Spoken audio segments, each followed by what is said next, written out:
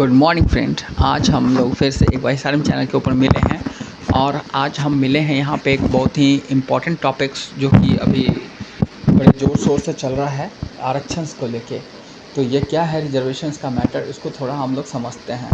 आरक्षण एक्चुअली हमारे कॉन्स्टिट्यूशंस में एक प्रावधान किया गया था कि वैसे जाति जो समाज में किसी कारणवश जो है पिछड़ गए हैं या उनके साथ कुछ डिस्क्रिमिनेशन हुआ है on the basis of their caste, इसके लिए आरक्षण का प्रावधान किया गया था। ये बाबा भीमराव अंबेडकर उन्होंने जब कॉन्स्टिट्यूशन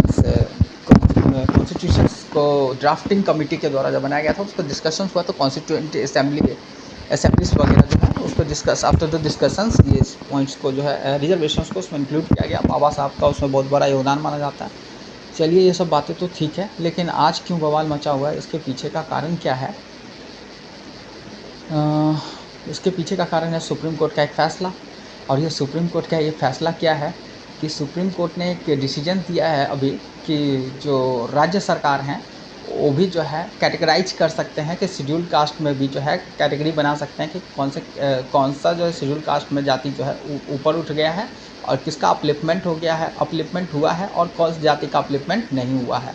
ये कैटेगराइजेशंस करने का अधिकार पहले राज्य सरकार को नहीं हुआ करता था। अब जो सुप्रीम कोर्ट के फैसले के आने के बाद ये राज्य सरकार को भी पावर हो सकता है, अधिकार दिया जाएगा।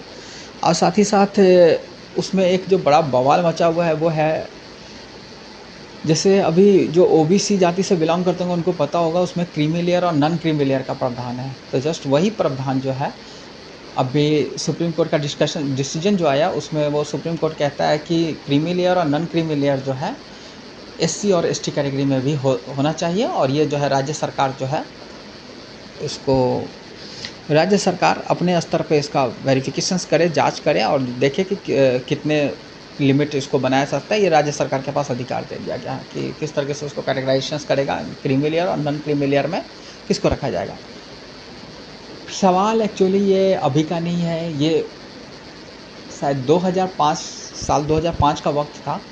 पंजाब सरकार एक कानून लेके आता है और वो कानून था पंजाब अनुसूचित जाति एवं पिछड़ी जाति आरक्षण कानून। और इस कानून में था क्या कि वो SC और ST का वो वर्गीकरण किया गया था, उसमें कैटेगराइजेशन किया गया था A, B, C में। और C कैटेगरी में सबसे निम्न जाति को रखा गया और A कैटेगरी में जो संपन्न थे, अब B जो अभी उतने संपन्न नहीं थे, इसको रखा गया था। ये मामला पहुंच गया हाई कोर्ट में। हाई कोर्ट में जब ये मामला पहुंचा तो हाई कोर्ट का जो जजमेंट आया वो इस पे रोक लगा दिया, क्योंकि और हवाला दिया, रेफरेंस दिया EB चिनैया केस का। EB चिनैया केस इसमें क्या है, कहा गया कि जो SC और ST वर्ग में जो कैटेगराइजेशंस होगा, जो वर्गीकरण होगा, उसका अधिकार राज्य को नहीं है, क्योंकि आर्टिकल 341 संविधान 341 ये राष्ट्रपति को अधिकार देता है कि वो जो है इस शेड्यूल कास्ट और शेड्यूल ट्राइब में वर्गीकरण कर सकते हैं। अब ये पूरा मामला पहुंच गया फिर से दोबारा सुप्रीम कोर्ट।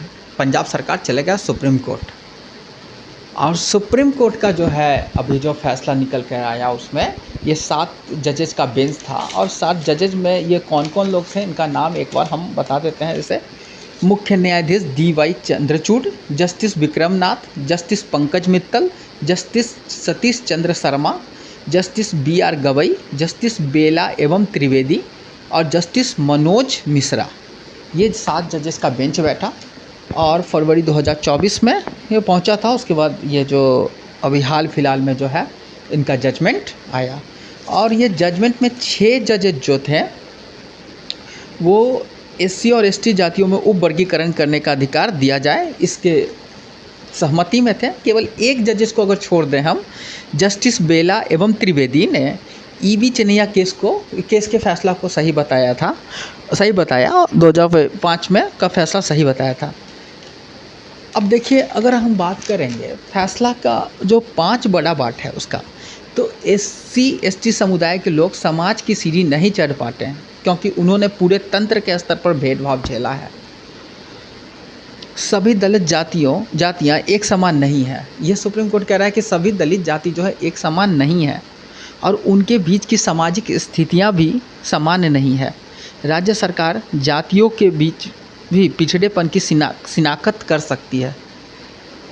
अगर अछूत होना पैमाना है तो राज्य को उसे सटीक आंकड़ों के साथ प्रमाणित सरकारों के फैसलों की न्यायिक समीक्षा होगी, प्रमाणित करना होगा और सरकार के फैसलों की न्यायिक समीक्षा होगी।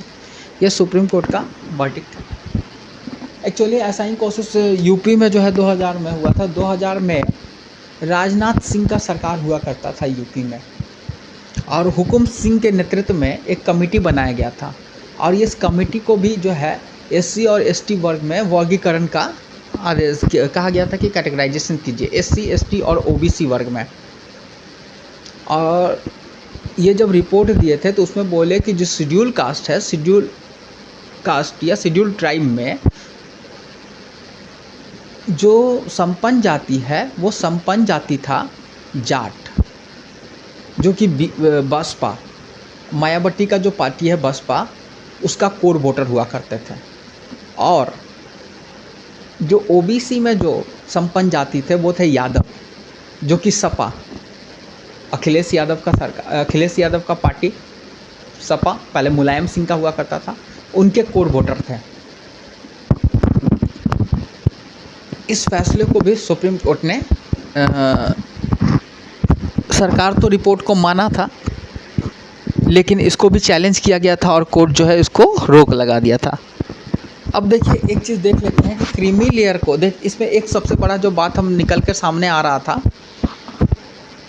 कि क्रीमी लेयर जो कि अभी सबसे ज़्यादा अगर कहीं टॉपिक्स पर अभी ज़्यादा जो चर्चा का विषय है तो वो यही है क्रीमी लेयर का। तो क्रीमी लेयर को लेकर क्या हुआ, मतलब वो तो सुप्रीम कोर्ट तो ये फैसला दे ही दिया कि जो है राज्य सरकार जो है वर्गीकरण कर सकता है, क्लासिफिकेशंस कर सकता है जातियों के बीच में कि कौन सा एससी एसटी में कौन कौन सा जाति आगे निकल चुके हैं और कौन सा जाति पिछड़े अभी तक पिछड़े हैं, पिछड़े पैमाने पे हैं।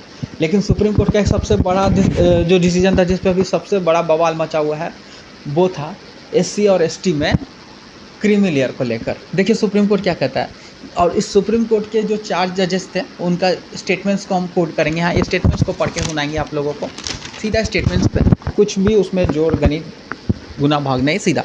Justice B R Gavai, justice Vikram Nath, justice Pankaj Mittal, justice Satish Chandra Sharma, इन्होंने क्या कहा, राज्य को एससी और एसटी समुदाय में भी क्रीमी लेयर की पहचान करनी होगी। राज्य को एससी और एसटी में भी क्रीमी लेयर की पहचान करनी होगी। इसके लिए राज्य अनिवार्य रूप से पॉलिसी बनाए। मतलब राज्य को यहाँ पे आदेश दिया जा रहा है सुप्रीम कोर्ट के द्वारा कि आप जो है इसके लिए एक पॉलिसी फ्रेम कीजिए जिसमें आप इस चीज़ को शिनाख्त कर सकें कि किस जाति को किसको एससी और एसटी समुदाय में क्रीमी लेयर का पहचान कीजिए कि कौन सा जो है किसको है, किसके लिए। इसके लिए राज्य अनिवार्य रूप से पॉलिसी बनाए जिससे उन जातियों को आरक्षण से बाहर लाया जा सके। असल बराबरी हासिल करने का यही एकमात्र तरीका है। यह सुप्रीम कोर्ट का डिसीजन है। फैसले आने के बाद राज्य एससी और एसटी वर्ग में शामिल जातियों का वर्गीकरण कर सकेंगे और आफ्टर द जजमेंट्स जो states will be allowed to classify the SC और ST categories classifications and the sub classifications कर सकेंगे।